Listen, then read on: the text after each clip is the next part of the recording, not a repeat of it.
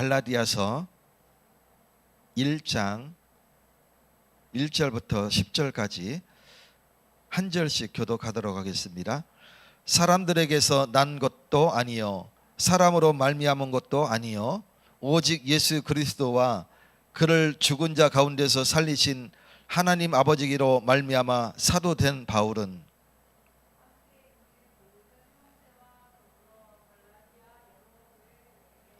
우리 하나님 아버지와 주 예수 그리스도로부터 은혜와 평강이 있기를 원하노라.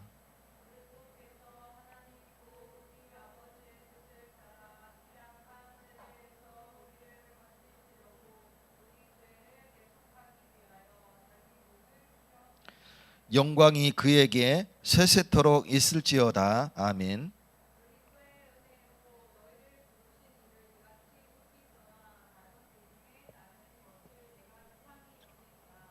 다른 복음은 없나니 다만 어떤 사람들이 너희를 교란하여 그리스도의 복음을 변하게 하려 함이라.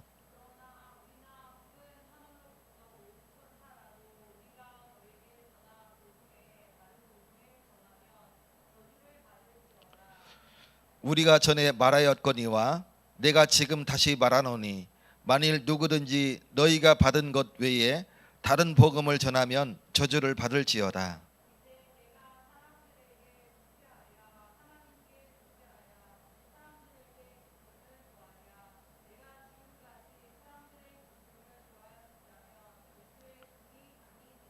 아멘. 오늘 정말 큰 은혜를 받으시는 날 되시기 바라겠습니다.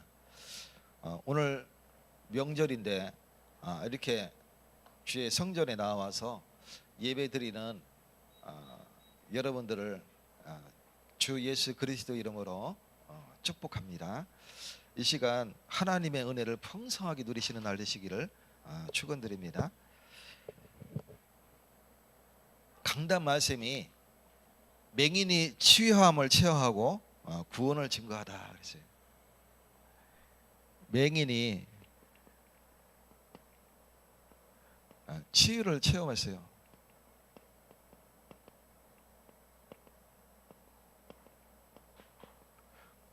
그리고 구원을 증거하는 이런 장면이죠. 성경 말씀은 요한복음 9장 1절부터 12절까지 말씀을 주셨습니다. 여기에 보면 누가 나오냐면 맹인이 나오죠. 맹인이 예수님께 치유받는 그런 장면이 나옵니다. 맹인이 치유받는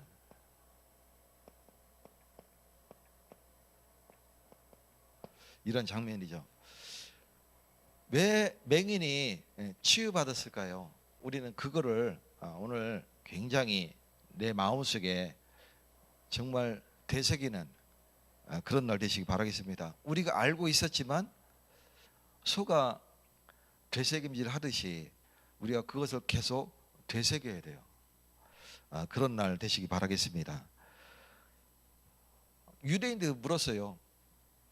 이 사람의 병이 누구의 죄로 인하여서 맹인이 된 겁니까? 이 맹인이 누구의 죄로 인한 겁니까? 그랬더니 예수님이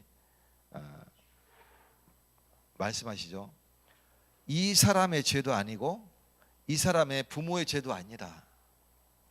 하나님의 뜻이 있어서 이 사람에게 맹인으로 태어나게 하신 거다. 혹시 저와 여러분에게 결함이 있다면 이게 내가 잘못해서 그런 겁니까? 아니면 부모의 잘못입니까? 우리 특히 다락방 많이 그렇게 하거든요. 뭐라 그러냐면 부모의 죄가, 부모의 영적인 문제가 맞는 말이지만 우리가 조심해야 될 말 중에 하나가 그거예요. 자녀에게 그대로 가 있다. 지금 그 맞는 얘기예요. 사실은 맞는 얘기지만 사실은 하나님의 계획이 있는 거예요. 우리가 그것을 발견할 수 있어야 돼요. 그래서 이 맹인이 치유받은 것은 하나님의 계획인데, 그러면 하나님의 계획은 뭐냐? 예수님을 만난 거예요.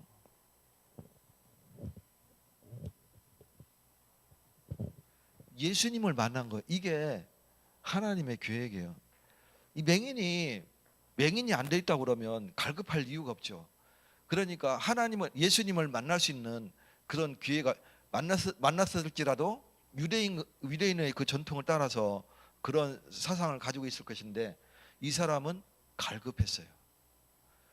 그래서 맹인이 이렇게 맹인으로 태어난 것은 하나님의 뜻이 있는 거예요. 그래서 예수님을 만났어요. 그리고 예수님이 진흙에 힘을 뱉어서 그걸 이겨서 눈에 붙였는데, 가서 강에 가서 씻으라 했는데 그 말씀에 순종했어요.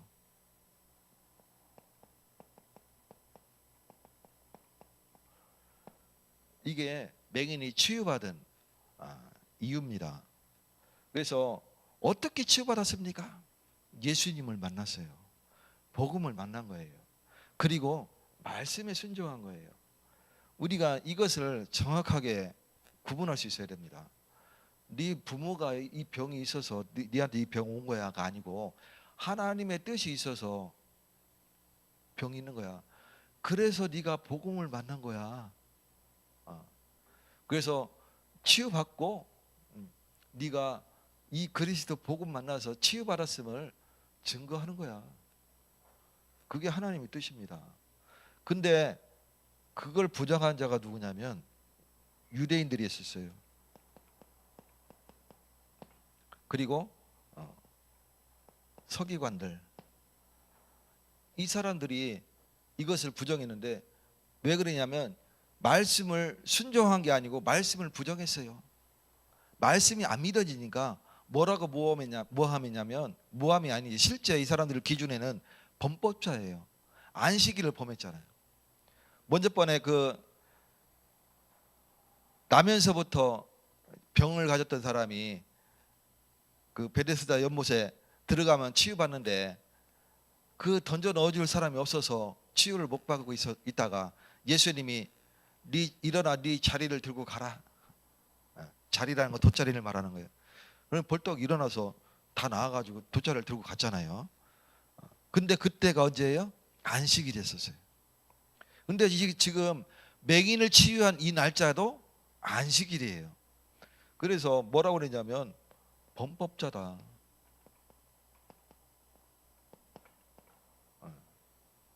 이렇게 얘기해버린 거예요. 우리가 복음을 전하는데 제자들과 그리고 제자 아닌 정말 선택받지 못한 사람들의 그 차이가 분명하게 드러납니다. 그래서 분명하게 드러나는데 어느 정도냐? 흙과 백으로. 그래서 선택받은 사람은 예수를 구주로 영접하게 되고, 선택받지 못한 사람들은 어떻게 해야 되느냐? 우리를 모함하는 거예요. 그런 경우 많이 당했잖아요, 그죠? 실제 현장에서 복음을 전하다 보면 그런 일들이 굉장히 많이 일어납니다. 어떤 때는 막 소금도 뿌리고 물도 뿌리고 막 추운 겨울날 물 뿌리는 거 한번 맞아봤어요? 소금 맞아봤어요? 소금 뿌리면 머리 이렇게 털면 다 털릴 것 같지? 털면 털수록 더 안으로 기어 들어가요. 저도 한번 맞아봤습니다. 범법자다 이렇게 모함을 합니다. 그러나 우리는 감사하게도 우리는 예수를 만났고 말씀에 순종하는 자가 되었는데, 우리의 영적인 문제가 치유받았는데 뭐가 나오느냐? 감사가 나와요. 감사가 나오니까 뭐가 되냐면 증인이 될 수밖에 없는 거예요. 이 치유받은 맹인이 그와 같았어요. 바리새인들이, 유대인들이 예수는 범법자다, 죄인이다 의뢰하니까 뭐라고 대답했냐면, 그가 죄인인지 아닌지는 나는 알지 못한다. 그러나 아무도 나를 치유 못했을 때 그 사람의 말을 듣고 내가 치유함을 받았다. 그는 선지자다. 선지자라는 것은 이때는 이 사람이 예수님이 그리스도라는 것을 듣지를 못했기 때문에 알지 못하지만 이 사람이 하나님의 종 선지자다 이렇게 고백을 한 거예요. 그 얘기는 뭐냐면 나중에 그리스도라는 것을 고백을 하죠.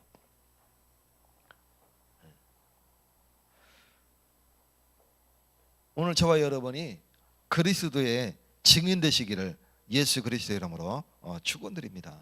그래서 내 영적인 문제가 그리스도를 만나고 말씀에 순종함으로 말미암아 우리가 치유될 때에 우리가 남들 앞에 내가 이러했던 사람인데 이렇게 치유함 받았다. 그거 자체가 증인이에요. 증인으로 서시기를 축원드립니다. 오늘 말씀 제목은 다른 복음을 전하면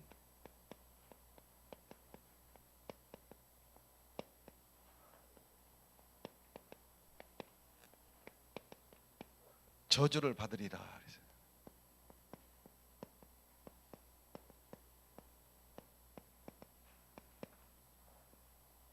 갈라디아서 1장 1절부터 10절까지죠.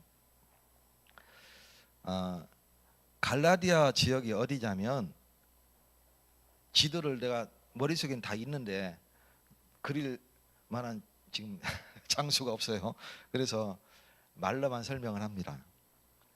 예루살렘에서 윗지방으로 이제 사마리아 지역이 있어요. 유다 지역이 있고 사마리아 지역이 있어요. 사마리아 도성 하나만 사마리아가 아니고 그 일대에 경기도처럼 이렇게 넓은 지역을 사마리아 지역이라고 합니다.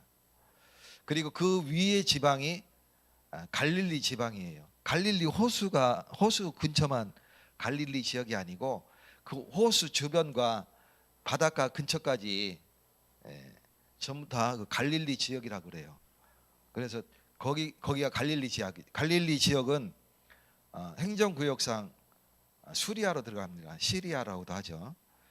그래서 시리아 총독이 관리하는 지역이지만 유대인들이 많이 살고 또 유대인들이 거기 갈릴리 호수 근처에 항구에서 상인들이 많이 모이기 때문에 유대인 관리도 또 같이 거기 파송이 되어 있는 지역이기도 하죠. 그런 지역이에요. 그 갈릴리 지역을 더 지나서 위쪽으로 넘어가면 길리기아 다소가 있어요. 항구 이렇게 강 줄기를 따라서 길리기아 다소가 있고 그 맞은편에 안디옥이라는 데가 있습니다. 그러니까 갈릴리 지역에서도 한참 올라가는데 중간에 뭐가 있냐면 다메섹이 있는 거예요. 그래서 예루살렘에서 다메섹까지 올라가는 그 거리만큼 더 올라가면 안디옥이라는 데가 있는 거예요. 안디옥과 길리기아 다소가 마주 보고 있지만 보일 정도로 가까운지는 않지만 거의 마주 보고 있는 그런 상황이죠. 거기에 안디옥계가 거기에 있어요.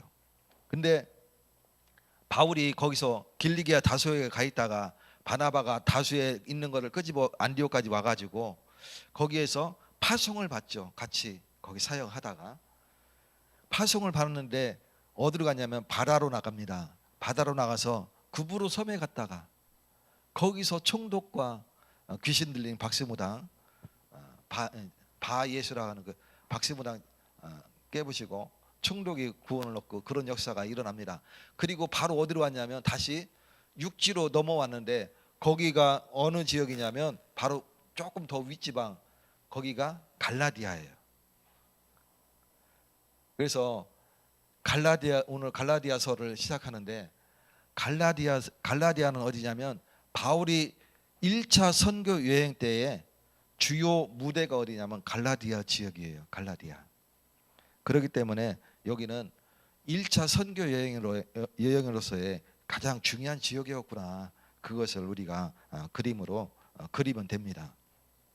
그래서 오늘 갈라디아서는 어디서 썼냐면 고린도 교회에 있을 때 썼다 이렇게 학자들이 얘기를 하죠. 근데 갈라디아 교회에 왜 갈라디아서를 썼냐면 문제가 발생함으로 말미암아서 어떤 문제가 발생했느냐 여러 가지 믿는 유대인들이 이제 교회가 세워졌으니까 막 올라와서 이제 후속 사역을 하는 거예요. 그것까지 좋은데 유대인의 한계 뭐였느냐? 네가 예수 믿지만 할례 받아야 된다. 네가 예수 믿지만 율법 지켜 행해야 된다. 네가 예수 믿지만 전통과 유대인 사상 그거 막 강조하는 거예요. 지금 그런 상황 속에 있는 겁니다. 예루살렘 교회가 그 성도들이 지금 성령의 역사가 막 일어나고 수많은 사람들이 믿었지만 그 사람들이 지금 율법주의, 선민사상 그리고 자기들의 전통과 율례에 다 각인된 그걸 버리고 새롭게 받아들이는 게 아니라 그 위에 복음을 더 씌운 거예요. 그러니까 틀린 복음이 섞인 복음, 틀린 복음이 나오게 됩니다. 나중에는. 거기에 대해서 지금 고린도 교회에서 갈라디아에 뭐라고 얘기냐면 나는 사람으로 세워진 게 아니고 하나님으로부터 직접 세워짐을 받은 사도다 이렇게 얘기합니다. 왜 이게 중요하냐면 이 사도의 선언문은 사도의 가르침은 하나님의 말씀의 권위가 있는 거예요. 그렇기 때문에 사도 바울은 계속 본인의 사도권을 굉장히 각 편지 서두에마다 시작할 때마다 계속 강조하는 거예요. 이게 하나님의 말씀의 권위를 갖는 문서임을 주장하는 것이죠. 실제 그의 사역 가운데 하나님의 말씀의 권위가 실제 일어나잖아요. 그래서 그런 것들을 우리가 보냅니다. 그래서 이 사도권은 대리자로서 권위가 있는 거죠. 우리가 주일 강단을 우리가 붙잡는다는 것은 이거는 우리가 예사로 그냥 흘려들을 그게 아니에요. 주일 강단은 하나님이 그 강단에 서는 주의 종을 통해서 하나님의 말씀을 선포하는 거예요. 그래서 이 말씀은 하나님의 말씀으로서의 권위가 있는 겁니다. 대리자로서의 권위가 있는 거예요. 우리가 이것을 경홀히 생각하면 중요한 것을 다 놓치게 되는 그런 일들이 일어나게 됩니다. 그래서 사도 바울은 나는 이 사도직을 사람으로부터 세움을 받은 것이 아니라 하나님으로부터 직접 받은 것이다. 계속 얘기합니다. 오늘 본문도 보면 사람들에게서 난 것도 아니요 사람으로 말미암은 것도 아니요 오직 예수 그리스도와 그를 죽은 자 가운데서 살리신 하나님 아버지로 말미암아 사도된 바울은 이렇게 말씀하고 있어요. 사람들로부터 받은 게 아니고 하나님으로부터 직접 세움을 받았다 이렇게 강조하고 있죠. 이것은 굉장히 중요한 겁니다. 그래서 요한복음 사도권이 얼마만큼 중요하냐면 요한복음 14장 26절에 보면 내 이름으로 보내신 성령 그가 너희에게 모든 것을 가르치고 내가 너희에게 말한 모든 것을 생각나게 하리라 그랬어요. 이 얘기 뭔 얘기냐면 성령 자체가 가르치고 생각나게 하시지만 누굴 통해서? 사도를 통해서 말씀을 주신다 이거 얘기예요. 지금 그 얘기입니다. 대리자로서의 권위를 얘기하는 거예요.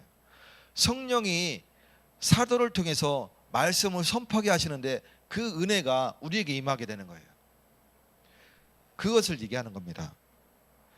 베드로후서 3장 2절에 보면 곧 거룩한 선지자들이 예언한 말씀과 주 되신 구주께서 너희의 사도들로 말미암아 명하신 것을 기억하게 하려 하노라 그랬어요. 선지자들과 사도들을 통해서 선포되는 이 말씀이 너희에게 기억나게 하신다. 성령이 누굴 간섭해서 우리에게 말씀을 주시냐면 사도들을 간섭해서 그 선포되게 하시고 그 말씀이 우리에게 들어오게 하셔서 기억나게 하신다, 이 뜻이에요. 그만큼 우리가 주일 강단이 굉장히 중요합니다. 주의 사도를 통해서 선포되는 말씀이 우리의 귀에 들리게 하시고 그 말씀이 기억나게 하시는 거예요. 우리가 그 말씀을 붙잡고 기도하기 시작할 때에 성령이 역사하는 것을 우리가 처음 하잖아요. 그죠? 그걸 말하는 겁니다. 오늘 그 은혜를 풍성하게 누리시기를 축원드립니다. 그리고 그러므로 말미암아 이 교회가 세워지는데 사도들로 인해서 교회가 세워지는 거예요. 그때 당시는 사도의 권한은 교회를 세우고 말씀을 선포할 그런 권위가 있어요.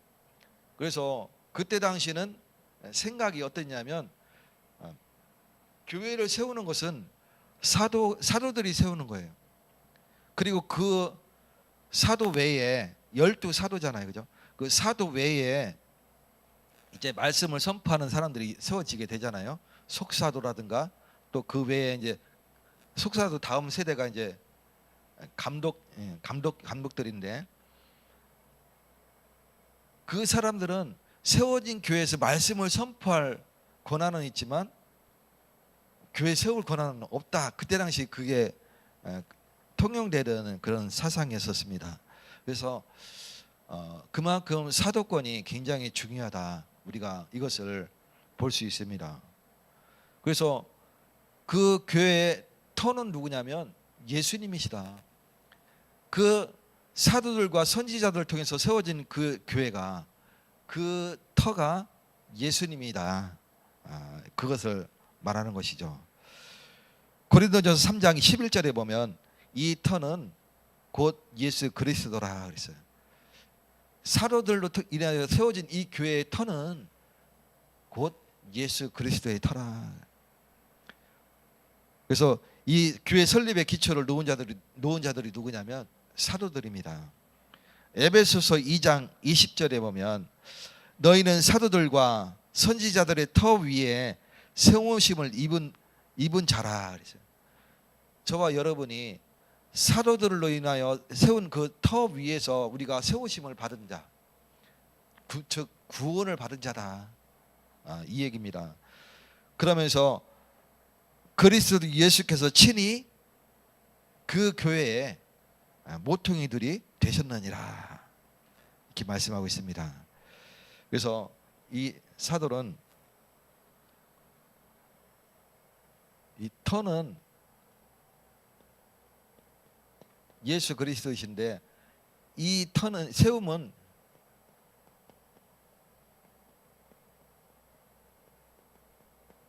사도다, 이렇게 말씀하고 있는 겁니다. 얼마만큼 중요하자면 우리 대구 선교교회가 우리 담임 목사님을 통해서 설립이 됐잖아요. 이제 우리 교회에 보면 주보에 보면 이제 이게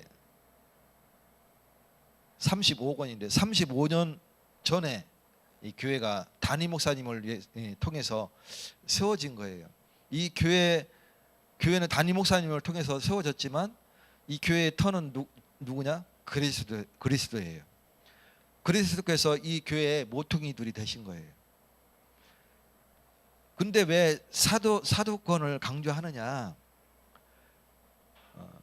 이 교회에 세운 자가 담임 목사, 우리 김일환 담임 목사님이시기 때문에 굉장히 중요합니다. 이 설립자라는 것은 굉장한 의미가 있어요.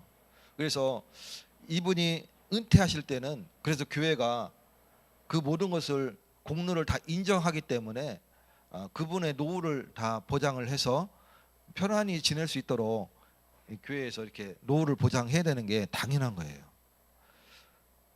보통 규모가 있는 교회 같은 경우는 뭐 한 10억 뭐 이렇게, 뭐 큰 교회 같은 경우는 뭐 우리가 좀 더 큰 금액들을 이렇게 해서 그 목사님 은퇴하실 때 이렇게 하잖아요. 우리가 그것도 우리가 이제 생각을 하면서 기도를 해야 될 내용들이죠.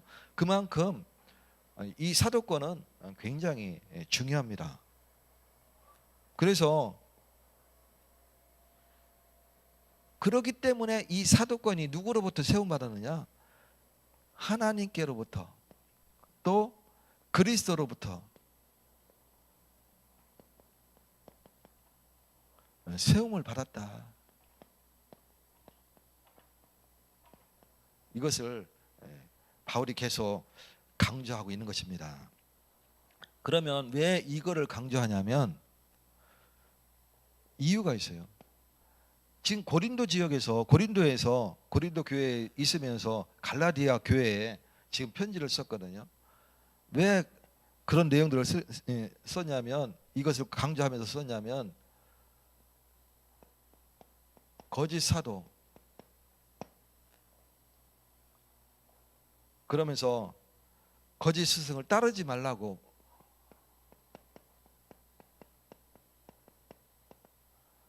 부탁해요.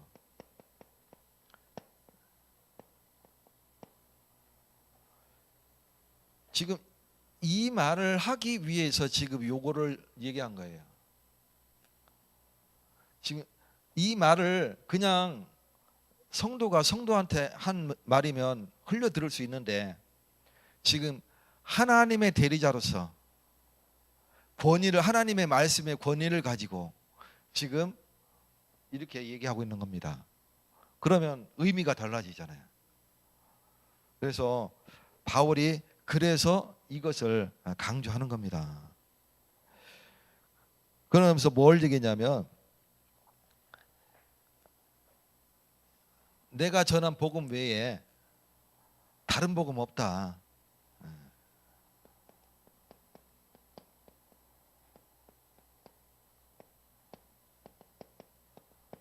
강조하고 있어요. 그래서 인간의 의로움으로 말미암아 구원을 받는다고, 구원을 위한 공로가 있다고 강조하는 게 믿는 유대인들이거든요. 예수를 믿고 구원받았지만, 성령이 임했지만, 이들은 그들의 원래 가지고 있던 율법주의, 전통 사상, 율례 이런 것들을 계속 강조하는 거예요. 그래서 네가 구원받았지만 할례 받아야 된다. 바울 사도가 이 갈라디아에서 만난 제자가 누구냐면 디모데예요. 그래서 디모데가, 바울이 그것 때문에 디모데에게 할례를 행하도록 했거든요. 그래서 디모데는 할례 받았습니다. 다 큰 사람이. 그래서 실제 그런 일들이 있었죠. 근데 꼭 할례 받아야 됩니까? 할례 안 받아도 됩니까? 구원의 기준은 그게 아니라니까요. 구원의 기준은 할례를 받아도 되고 안 받아도 돼요. 상관이 없어요. 율법을 지켜도 되고 율법을 범했는데 회개하면 돼요. 상관이 없어요. 그게 구원의 조건이 아니에요. 구원의 조건은 그리스도를 믿을 때 성령이 내게 임하고, 내가 죄를 잡아갈 때 구원을 받게 되는 겁니다. 오늘 그것을 지금 바울 사도가 강조하고 있는 거예요. 우리 인간의 의로 구원받을 수 있다고 그러면, 의로움으로 내가 구원의 공로가 있다고 그러면 그거는 아주 큰 착각입니다.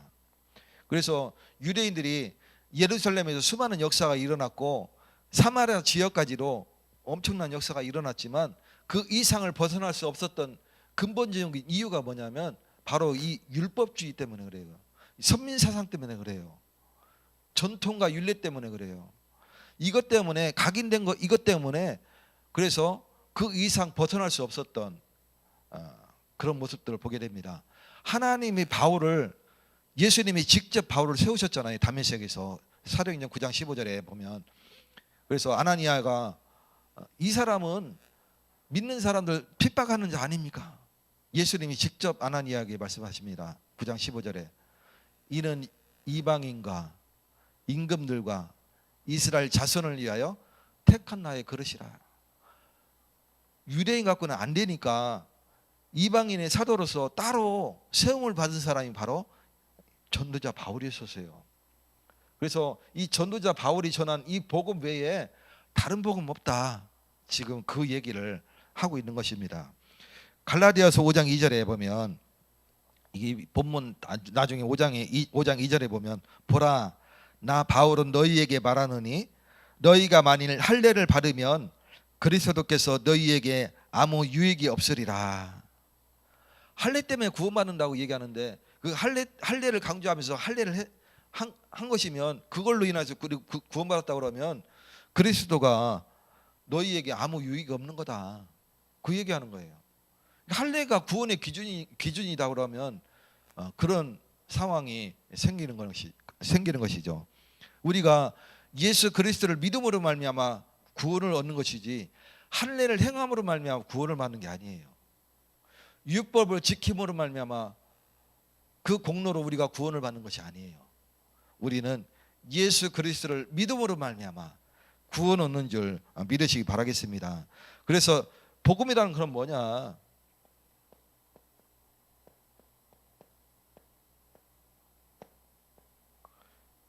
4절에 보면 이는 가만히 들어온 거짓 형제들 때문이라.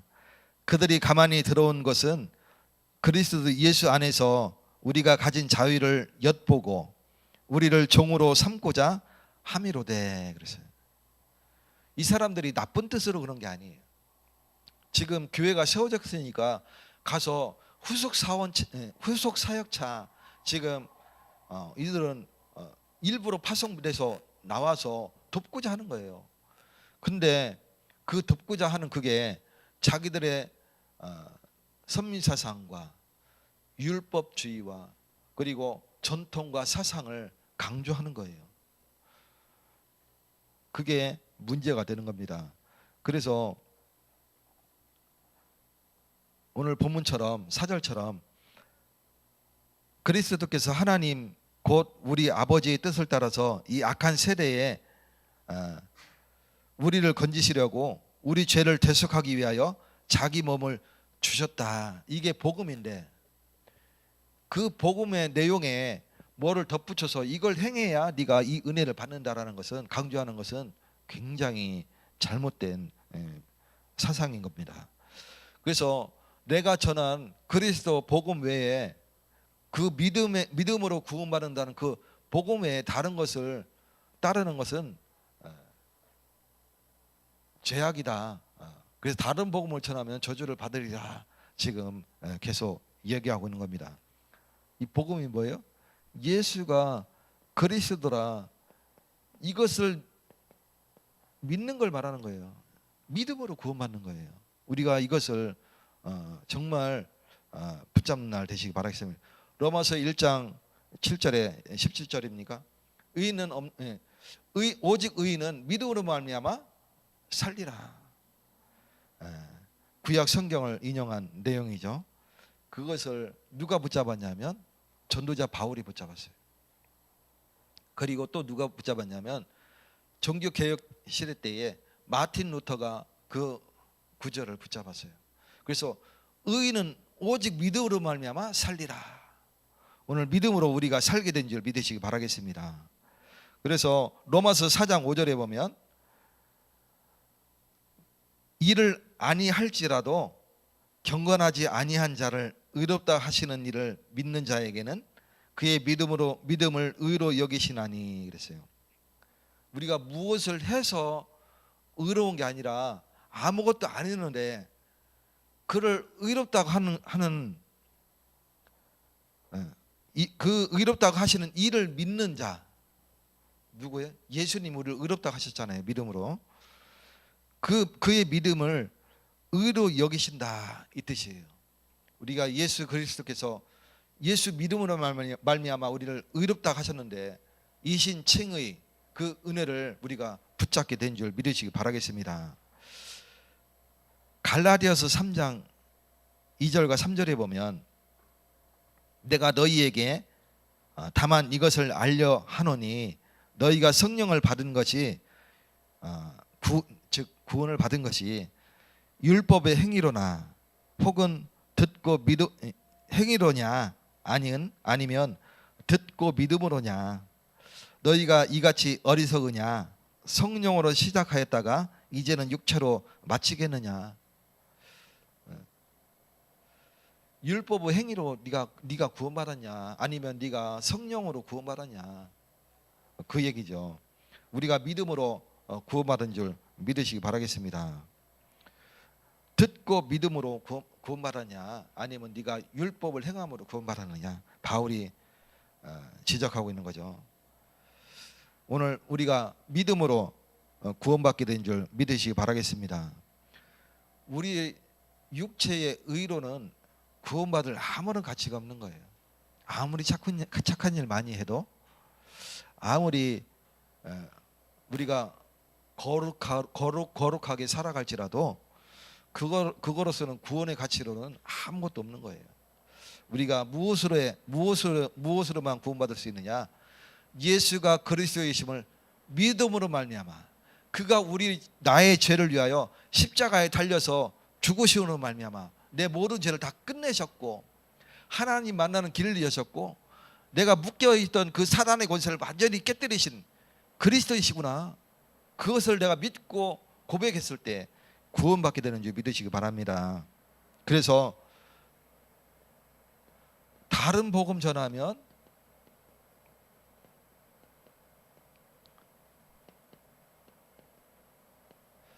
저주를 받으리라, 바울이 이렇게 얘기하고 있는 겁니다. 이거는 갈라디아 교회가 당면한 문제이지만, 사실은 지금 우리 교회, 지금 현재 전 세계 교회뿐만 아니라 한국 교회가 당면한 문제이기도 합니다. 네가 회개해야 되지 않느냐? 회개는 내가 하나님 앞에 하는 것이지 사람들 앞에 하는 게 아니거든요. 그래서 우리는 이거를 영적으로 잘 분별할 수 있어야 됩니다. 그러면 맹인이 치유받았듯이 그리스도를 만나고 말씀에 순종하여서 그가 치유받고, 그리고 그가 사람들 앞에 증언했듯이, 그렇다면 우리가 예수 그리스도로 말미암아 구원을 받았다면 우리는 뭐 해야 되느냐? 이제는 감사하면서 이 올바른 복음을 증거해야 돼요. 이게 우리의 사명입니다. 그래서 어디에다 증거해야 됩니까? 예수님이 말씀해 주셨잖아요. 어디에 증거해야 됩니까? 먼저 셋들 회복해라. 이게 플랫폼이에요. 플랫폼은 다른 게 플랫폼이 아니고 이거 회복하는 것이 플랫폼입니다. 그래서 와 있는 다민족들 와서 예배 드릴 수 있도록 이방인들 회복하고, 병자가 너무 많아요. 그들을 치유할 수 있는 기도의 때를 회복하고, 그리고 우리 후대가 흑암 문화에 완전히 빠져서 무너져가고 있고, 지금 정신병이 더 심각해지고 중독이 더 심화되고 가고 있는데, 어느 정도냐? 지금 한국 아이들이 마약에 물들어가고 있습니다. 마약 청정국이 아니에요. 이제 그 정도로 심각합니다. 또 뭐에 중독되어 있냐면 도박에 중독되어 있어요. 그래서 한탕주의.